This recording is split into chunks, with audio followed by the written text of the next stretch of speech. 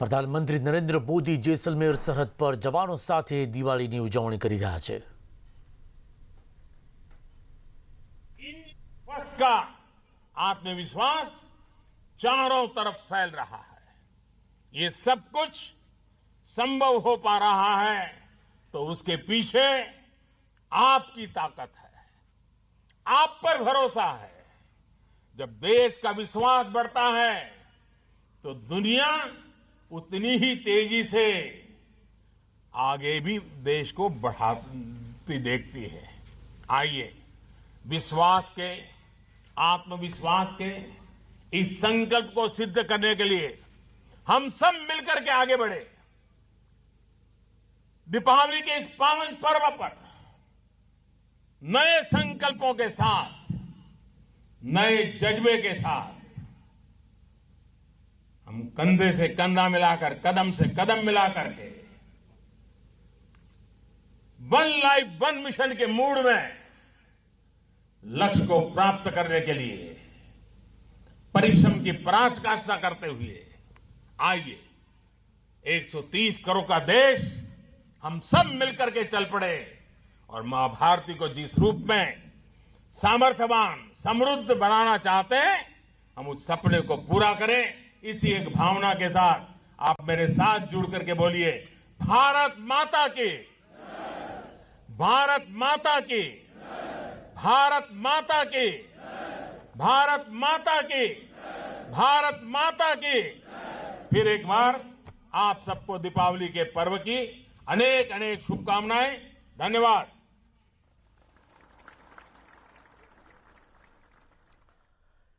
જેસલમેર સરહદ પર પીએમનું સંબોધન અને તેમણે જવાનોનો ઉત્સાહ વધાર્યો હતો અને તેમણે કહ્યું હતું કે 130 કરોડ દેશની જનતા તે તમામ જવાનો સાથે છે। આ સિવાય પણ તેમણે કોરોના કાળની અંદર જે નાગરિકોને એરલિફ્ટ કરવામાં આવ્યા હતા વુહાનથી તેની પણ તેમણે વાત કરી। કોરોના સંકટમાં વાયુસેનાની મદદથી ભારતીયોને એરલિફ્ટ કરવામાં આવ્યા હતા। અન્ય દેશોના નાગરિકોને પણ એરલિફ્ટ કરવામાં આવ્યા હતા। તો વિશ્વભરની અંદર ભારતીય સેનાએ ડંકો વગાડ્યો છે। તેમણે ચેતવણી આપી હતી દુશ્મન દેશોને કે જો અમને ઉકસાવવામાં આવશે, અમને અજમાવવામાં આવશે તો અમે જવાબ પણ પ્રચંડ આપીશું। દિવાળીના સમયમાં જોવા મળ્યું છે કે દર વર્ષે પ્રધાનમંત્રી નરેન્દ્ર મોદી કે જવાનો સાથે દિવાળીની ઉજવણી કરતા હોય છે। તહેવારના દિવસે તેઓ અચૂક જવાનોનું મનોબળ વધારવા માટે તેમની વચ્ચે જતા હોય છે, તેમને मिठाईनी वहेंचणी करता हो छे। અને આજે તેઓ પહોંચ્યા હતા, જેસલમેર પહોંચ્યા છે કે જ્યાં તેમણે જવાનો સાથે તેમણે ઉજવણી કરી હતી। પ્રધાનમંત્રી નરેન્દ્ર મોદીએ ફરી એકવાર દુશ્મન દેશોને ભારતની તાકાત અને વલણનો પરિચય આપ્યો અને કહ્યું કે આજનું ભારત સમજવામાં અને સમજાવવામાં વિશ્વાસ રાખે છે, પરંતુ જો કોઈ છેંછેડવાનો પ્રયાસ કરશે તો જવાબ આપતા પણ નહીં ખચકાય। સતત 7મા વર્ષે પ્રધાનમંત્રી નરેન્દ્ર મોદી દેશના બહાદુર જવાનો સાથે સરહદ પર દિવાળીની ઉજવણી કરી રહ્યા છે। રાજસ્થાનના જેસલમેર સરહદે આવેલી ઐતિહાસિક લોંગેવાલા ચોકી ખાતે તેમણે જવાનોને સંબોધન કર્યું અને તેમનું મનોબળ વધારવાના પ્રયાસ કર્યા। આ સાથે જ જવાનોને ભરોસો આપ્યો કે 130 કરોડ દેશવાસીઓ હંમેશા તેમની સાથે ઊભા છે।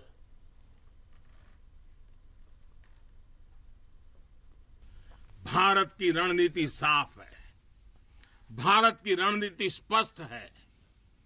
आज का भारत समझने और समझाने की नीति पर विश्वास करता है, समझने की भी और समझाने की भी। लेकिन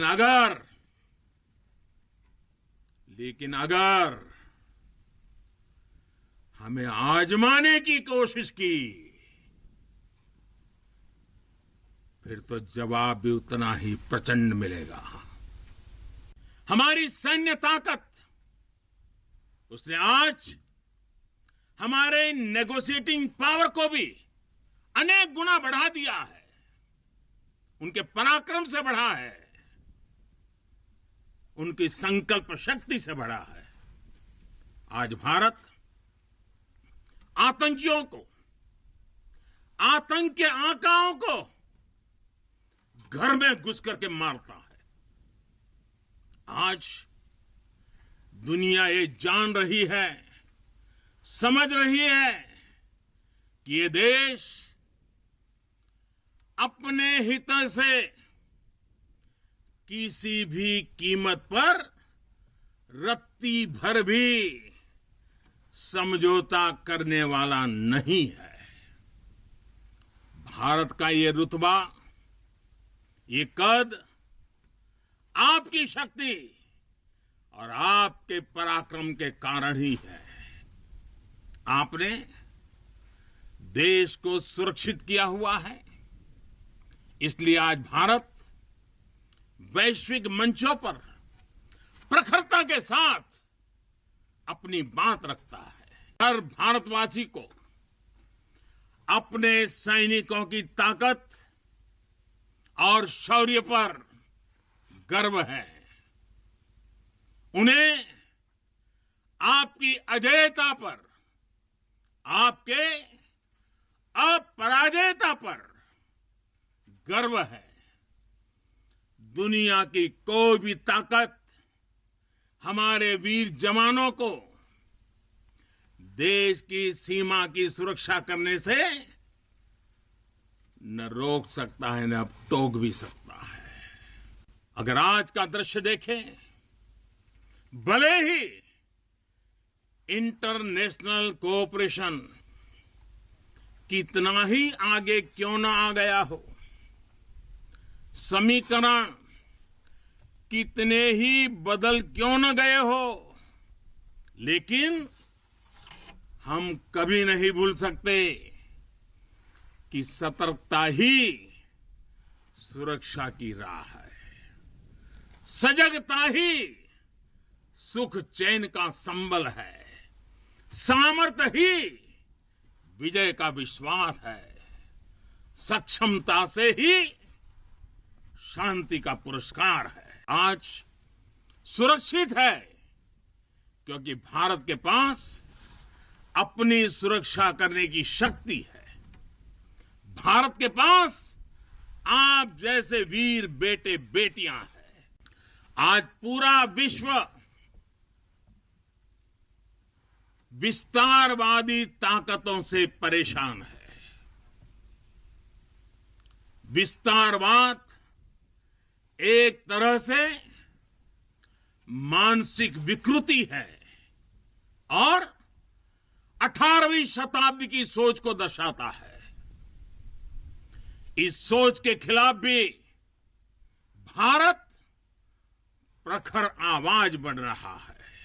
जब भी मैं आपके बीच आता हूं, जितना समय आप सबके बीच बिताता हूं, जितना आपके सुख दुख में शामिल होता हूं, राष्ट्र रक्षा का, राष्ट्र सेवा का मेरा संकल्प उतना ही मजबूत होता है। जब भी जरूरत पड़ी है, भारत ने दुनिया को दिखाया है कि उसके पास ताकत भी है और सही जवाब देने की राजनीतिक इच्छा शक्ति भी है। की सुरक्षा बलों की शक्ति के साथ जुड़ी है। सीमा पर हमारे जाबाजों का हौसला बुलंद रहे, उनका मनोबल आसमान से भी ऊंचा रहे, इसलिए उनकी हर आवश्यकता, हर जरूरत आज देश की सर्वोच्च प्राथमिकताओं में है। उनके परिवार की देखभाल ये देश का दायित्व है।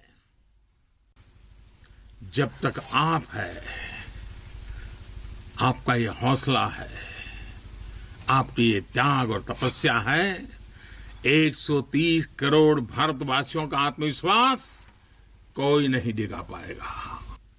जब तक आप हैं, तब तक देश की दिवाली इसी तरह रोशन होती रहेगी। मुश्किल चुनौतियों के बीच आपका व्यवहार, आपका टीम वर्क देश को हर मोर्चे पर इसी जज्बे के साथ लड़ने की सीख देता है। आज देश इसी भावना से कोरोना जैसी महामारी के खिलाफ भी जंग लड़ रहा है। देश के हजारों डॉक्टर्स, नर्सिस, हेल्पर्स और सपोर्ट स्टाफ दिन रात बिना रुके, बिना थके काम कर रहे हैं। हमें ये भी एहसास है कि अगर हमें मास्क पहनने में ही इतनी तकलीफ होती है तो आपके लिए ये सुरक्षा जैकेट्स न जाने आपके शरीर पर कितनी चीजें आपको लादनी पड़ती हैं। इतना सब कुछ पहनना कितना कठिन होता होगा। आपके इस त्याग से देश अनुशासन भी सीख रहा है और सेवा धर्म का पालन भी कर रहा है। नए तरीके से करने की आदत, नई चीज खोज करके करने की आदत, इसको जिंदगी का हिस्सा बनाइए। और मैंने देखा है कि इस प्रकार की जिंदगी गुजारने वाले हमारे जवान, उनकी क्रिएटिविटी देश के लिए बहुत कुछ नई चीजें ला सकती है। आप थोड़ा सा ध्यान दीजिए कुछ न कुछ इनोवेट करने का। देखिए हमारे सुरक्षा बलों को, क्योंकि आप अनुभव के आधार पर इनोवेट करते हैं, रोजमर्रा से जिस प्रकार से जूझते हैं उसमें से निकालते हैं। हर हालत में योग को अपने जीवन का हिस्सा बनाए रखिए। मैं आपसे एक और आग्रह करता हूं कि मातृभाषा वो जानते हैं आप, हिंदी जानते हैं, अंग्रेजी जानते हैं, क्यों ना अपने किसी एक साथी के पास से भारत की कोई एक और भाषा आप जरूर आत्मसात कीजिए, सीखिए। आप देखना वो आपकी एक बहुत बड़ी ताकत बन जाएगी। તો પ્રધાનમંત્રી બન્યા બાદ નરેન્દ્ર મોદી હંમેશા સરહદ પર પહોંચીને દિવાળી ઉજવતા હોય છે। દેશના પ્રધાનમંત્રી તરીકે નરેન્દ્ર મોદીએ દેશની સુરક્ષા કરતા જવાનોનું મનોબળ વધારવા માટે આ પરંપરા શરૂ કરી। સૌથી પહેલાં 2014માં સિયાચીન સરહદે જવાનો સાથે તેમણે દિવાળી ઉજવી। 2015માં દિવાળીના દિવસે પ્રધાનમંત્રી અમૃતસર સરહદે પહોંચ્યા અને આર્મી કેમ્પમાં જવાનોને મીઠાઈ વહેંચી। 2016માં હિમાચલ પ્રદેશના કિન્નોરમાં દિવાળીની ઉજવણી કરી તો 2017માં ગુરેઝ વેલી ખાતે જવાનો વચ્ચે તેમણે દિવાળીઓની ખુશીઓ વહેંચી હતી।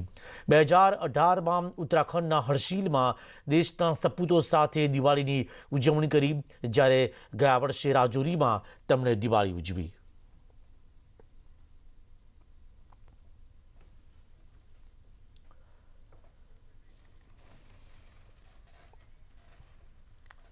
જોઈશું વધુ કેટલાક સમાચાર એક બ્રેક બાદ।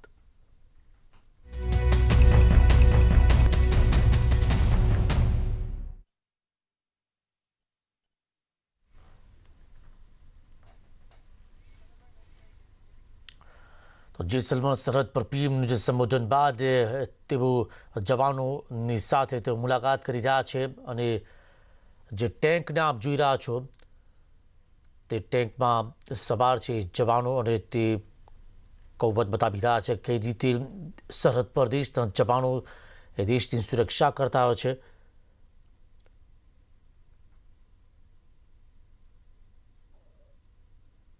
ટેન્ક પર સવાર થયેલા જોવા મળી રહ્યા છે પ્રધાનમંત્રી નરેન્દ્ર મોદી અને જે ટેન્ક પર જે પેટ્રોલિંગ થતું હોય છે સરહદ પર, જે ટેન્કનો યુદ્ધની અંદર જે ઉપયોગ થતો હોય છે, યુદ્ધાભ્યાસ દરમિયાન પણ અનેક વખત જોવા મળ્યું છે કે ભારતની નવી પ્રકારની જે ટેન્ક છે તેના માધ્યમથી તેઓ યુદ્ધાભ્યાસ કરતા હોય છે।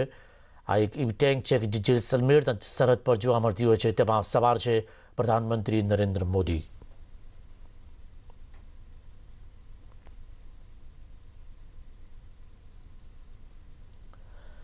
જવાનોનું અભિવાદન તેઓ ઝીલી રહ્યા છે। નરેન્દ્ર મોદી ટેન્ક પર સવાર થઈને પહેલાં તેમણે દેશના જવાનોનો જે હૌસલો વધાર્યો હતો અને તેમણે કહ્યું કે દુશ્મન દેશોને તેમણે ચેતવણી આપી કે જો અમને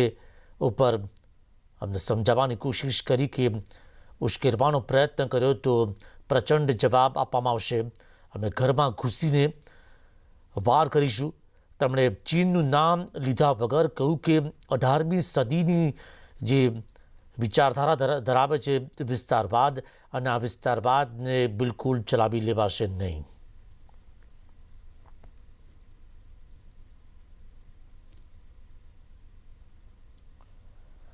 દર વર્ષે તેઓ જવાનોનું મનોબળ વધારવા માટે જતા હોય છે સરહદ પર. 2014થી જ્યારે તેઓ પ્રધાનમંત્રી બન્યા ત્યારે તેઓ અલગ અલગ સરહદ પર જઈને જવાનો સાથે દિવાળી ઉજવતા હોય છે. 130 કરોડની જનતાનો પ્રેમ અને મીઠાઈ લઈને તેઓ પહોંચતા હોય છે. પ્રધાનમંત્રી નરેન્દ્ર મોદી અને આ વખતે પણ તેઓ જોવા મળ્યા કે જેસલમેરમાં ટેન્ક પર તેઓ સવાર થયા છે પ્રધાનમંત્રી નરેન્દ્ર મોદી. આ સાથે જે શહીદો જે અમર થયા છે, શહીદ થયા છે, તેમણે નતમસ્તક તેમની સાથે નમન કર્યું, તેમને જે પુષ્પાંજલિ અર્પણ કરવામાં આવી.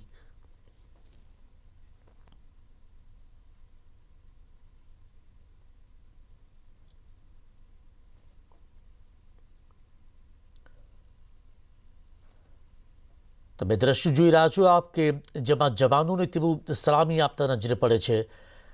તેમણે જવાનોની શૌર્ય ગાથા પણ વર્ણવી હતી કે જે ભૂમિ પર પાકિસ્તાનની સામે, પાકિસ્તાનના 3000 સૈનિકો સામે 120 જેટલા સૈનિકોએ જે લડાઈ લડી હતી અને તેમાં પાકિસ્તાનનો કચ્છરઘાણ વાળી નાખવામાં આવ્યો હતો. તે લોંગેવાલા પોસ્ટ વિશેની પણ તેમણે જે માહિતી આપી હતી કે કઈ રીતે ભારતીય જવાનોએ પાકિસ્તાનના ઈરાદાઓને નેસ્ત નાબૂદ કર્યા હતા, પાકિસ્તાન પર ચડાઈ કરી હતી, અને તે સંજોગોની અંદર પૂરી તાકાત સાથે તેમણે ભારતીય સૈનિકોએ પોતાની તાકાતનો જે પરચો લહેરાવ્યો હતો અને વિજય પ્રાપ્ત કર્યો હતો. તે તમામ બાબતોનો તેમણે ઉલ્લેખ કર્યો હતો. એ દિવસને તેમણે યાદ કર્યું કે જ્યારે 19મી નવેમ્બર 1965 દરમિયાન પાકિસ્તાને તનોટ તરફ 3 અલગ અલગ દિશાઓથી તોપખાનાના મોઢા ખોલી નાખ્યા હતા. દુશ્મનો બોમ્બ વર્ષા કરી રહી હતી અને તે વખતે તનોટની રક્ષા માટે મેજર જયસિંહની કમાન્ડમાં 13 ગ્રેનેડિયરની કંપની અને સીમા સુરક્ષા દળની 2 કંપનીઓએ દુશ્મનની આખી બ્રિગેડનો સામનો કર્યો હતો. 1965નો તે સમય હતો અને દેશની આર્થિક સ્થિતિ પણ સારી નહોતી. તે વખતે પ્રધાનમંત્રી હતા લાલ બહાદુર શાસ્ત્રી. દેશ અન્ન અને સંકટ સામે ઝઝૂમી રહ્યો હતો અને આવી મુશ્કેલ ઘડીની અંદર પાકિસ્તાને ભારતની ઓછી કિંમત આંકીને જે ભૂલ કરી હતી તેનો આજે પણ પાકિસ્તાન પર પસ્તાવો કરતો નજરે પડ્યો છે. લગભગ 120 જેટલા સેનાના જવાનોએ પાકિસ્તાની સેનાના ઓફિસર્સને ચોંકાવી દીધા હતા. એક બાજુ પાકિસ્તાન એ ગોળા વરસાવી રહી હતી અને તે વખતે જે ચમત્કાર થયો હતો, માત્ર હિન્દુસ્તાન જ નહીં પરંતુ પાકિસ્તાની સેનાના ઓફિસર્સ પણ ચોંકી ગયા હતા કે 1965 અને 1971ની જંગમાં પાકિસ્તાની સેનાએ બોર્ડર પર રહેલા તનોટ દેવીના મંદિર પર લગભગ 3000થી પણ વધુ બોમ્બ વરસાવ્યા હતા. અને માતાએ જે ચમત્કાર કર્યો હતો, મંદિરની દિવાલો પર પાકિસ્તાની ગોળાથી સહેજ પણ નુકસાન નહોતું થયું. તે મંદિરની પૂજા આજે પણ થાય છે. જવાન જ્યારે પણ તે વિસ્તારમાં હોય, જ્યારે પણ યુદ્ધની સ્થિતિ પેદા થતી હોય છે ત્યારે તનોટ મંદિર પર જઈને નતમસ્તક હોય છે, માતાના તેઓ આશીર્વાદ લેતા હોય છે. 1965ની જંગમાં તનોટ માતાના મંદિરમાં પરિસરમાં 1-2 નહીં પરંતુ 450થી વધુ બોમ્બ પડ્યા હતા, પરંતુ એક પણ બોમ્બ ફૂટ્યો નહોતો. આ ચમત્કારના સાક્ષી અનેક જવાનો હતા. મંદિર પરિસરમાં પડતાની સાથે જ બોમ્બ ડિફ્યુઝ થઈ જતો હતો, ફૂટતો નહોતો. અને આ ઘટના બાદ આ મંદિર એ બોમ્બવાળી માતાના મંદિર તરીકે પણ જાણીતું થયું હતું. અને 55 વર્ષ પહેલાં પાકિસ્તાને જે ગોળા મંદિર પર છોડ્યા હતા તે ગોળા આજે પણ તેમ એ મંદિરના સંગ્રહાલયમાં જોવા મળી રહ્યા છે. તો યુદ્ધની પરિસ્થિતિ ઊભી કરી હતી પાકિસ્તાને, પરંતુ ભારતીય સેનાના જે જવાનો હતા તેમણે જડબાતોડ જવાબ આપ્યો હતો. એ દિવસે પણ આજે પ્રધાનમંત્રીએ યાદ કર્યા હતા અને જવાનોને સલામી ભરી હતી કે આપને સલામ છે, આપના જઝબાને સલામ છે, આપની દેશ પ્રત્યેની જે નિષ્ઠા જે છે તેને સલામ છે. અને આ જ કારણ છે કે ભારતીય સેના વિશ્વભરની અંદર તેણે ઊંચું સ્થાન પ્રાપ્ત કર્યું છે. યુદ્ધ વખતે પાકિસ્તાની સૈનિકો પણ માની ચૂક્યા હતા કે માતાનો આ ચમત્કાર છે તેના તેઓ સાક્ષી બન્યા હતા. અને પાકિસ્તાની સૈનિકો ઘૂસણખોરી કરીને જે મંદિરમાં દાખલ થયા તે સ્થિતિ જોઈને દુશ્મનોમાં પણ ખળભળાટ મચી ગયો હતો. પાકિસ્તાની સૈનિકોએ માતાના પ્રભાવે એ રીતે ગૂંચવાઈ ગયા કે રાતના અંધારામાં પોતાના સાથીઓને જ ભારતીય સૈનિકો તેઓ માની બેઠા હતા અને પોતાના જવાનો પર તેમણે ગોળીઓ વરસાવી હતી.